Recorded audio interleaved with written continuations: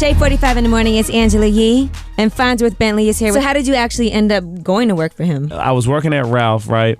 And so I was living in Brooklyn, in Bed-Stuy. A big shout, Ralph, between McDonough and Howard. I live in Bed-Stuy now. Yeah, okay. Yeah, shout to the hood. Brooklyn all day. Yeah, they didn't, they were like, all right, a Southern guy with a suit, you land in the hood. Yeah, not a lot of gents in Bed-Stuy. You're the feds. They thought I was the feds. Well, even better. Right. So I'm there and when I was working, you fold down the store, at 7 o'clock. Either I could go on the train, go back, try to change into something a little more, casual, denim or something. But I miss a lot of that good networking stuff, a lot of that, like right after work stuff.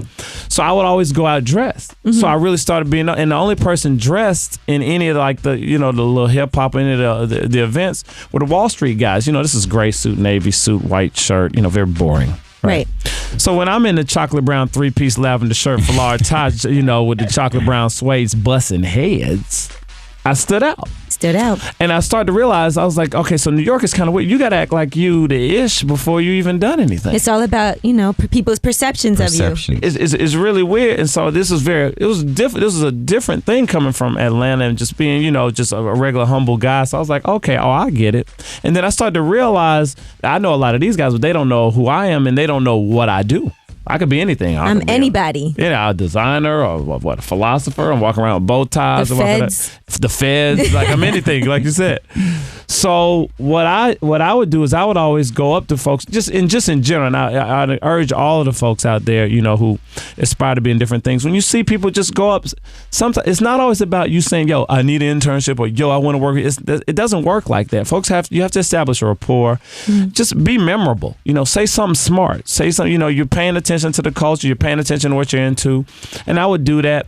And I started to realize, so I would literally walk up to Puff and I'd be like, you want to do this, but you can't do this, and walk off. Whoa. Talk about my clothes.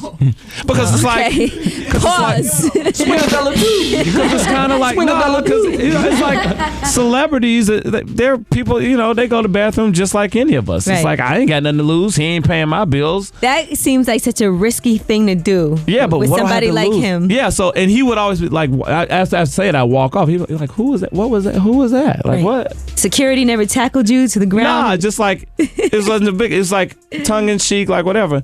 And so it became like almost like an inside joke. Every time I see him, it got to the point where I wouldn't have to say nothing. Say, you're at the party, you looking around, then you see this dude again. That's like, I'm like, how you doing? What's up? No, I'm just pointing like, yeah, that ain't it.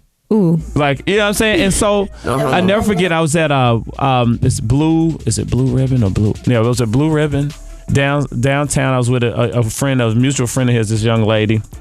And this dude who was a shoe designer, and he walks in. And this particular day, I have to admit, like I was dressed like the Black Duke of Windsor. Like I was Merc, M-U-R-K, Merking, right? Like full out, the watch vibe, And so he walked in. He walked straight to my table. I stood up, and it was like a little stare down match on some like. Wow. And I won. And then he just pointed the old girl like, yo, get this dude. It was the 2 ways. Then remember the 2 ways? Anybody with me? 2 ways. Yeah, I had a 2-way. Stay with me. He's like, yo, it was, get us do my 2-way number. Well, I didn't call him the next day because I'm busy. Yeah, what a game. Well, I wasn't busy. But you don't know. Don't nobody know. You don't know. You know. So, long story short, I remember, I was like, I waited. Next thing Club New York happened. I'm like, dang, I done waited too late to hit him on the thing, right? That was a bad time. Really bad time. But I would always send him like Bible verses and stuff like that, and he would always reply back, "Thank you." But he don't know who this is, whatever, right. But all of us are feeling for him. He's a man on trial for murder. You know what I mean? And so, I never forget. I remember I was leaving at this time. I left Ralph, and I was working at this restaurant as a maitre d', and I left, and I was hit him on the 2. I was like, "Yo, I'm sure you're really busy, but I really need to talk to you. Who is this?" It's Derick. Where are you? 73rd and 3rd. Who is this? It's Derick Watkins. Where are you? It was like, no, around the corner from my house. Who is this? And I'm like, okay, now how can I tell him, right, who I am? We have these stare downs in the club, and then we came up to me at Blue Ribbon, and right. So then I'm like, and now I understand this as the importance of branding, and I said it's Derick Watkins, the suit master, right? So he didn't reply. And, you know, after working for him, you know, Puff, you think he'd have mastered everything.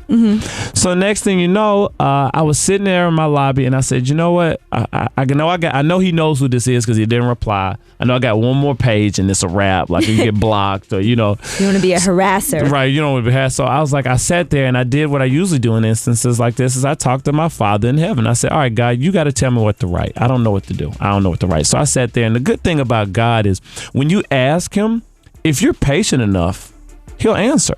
And he'll be real specific. And I was sitting there and I'm looking like 20 minutes. And just imagine like how long it is to just sit still and look at the page. And next thing you know, I just picked up the page. You remember the guy that traveled from Howard University to intern with Andre Harrell? I'm that guy in 2001. Please don't make me go back to work on Monday at the restaurant. He replied, come to 1396 3rd Avenue. I literally started that day training as his assistant. The rest is history. Oh, wow. True story. That is a crazy story. That's a very real story. But, you know, this is over, a couple years of like seeing people. You know, you go out, you know, New York is big, but it's small. You run into people and they don't know you like that, but you know their faces, yeah. you know, you around, you know, and so big shout out to, you know, big homie Diddy, you know, gave me my first opportunity. At least somebody has a good story about working for this guy. All right, 888-SHADE-45 is the number. Call us up. Fonzworth Bentley is here. Outrageous lovers of uniquely raw style.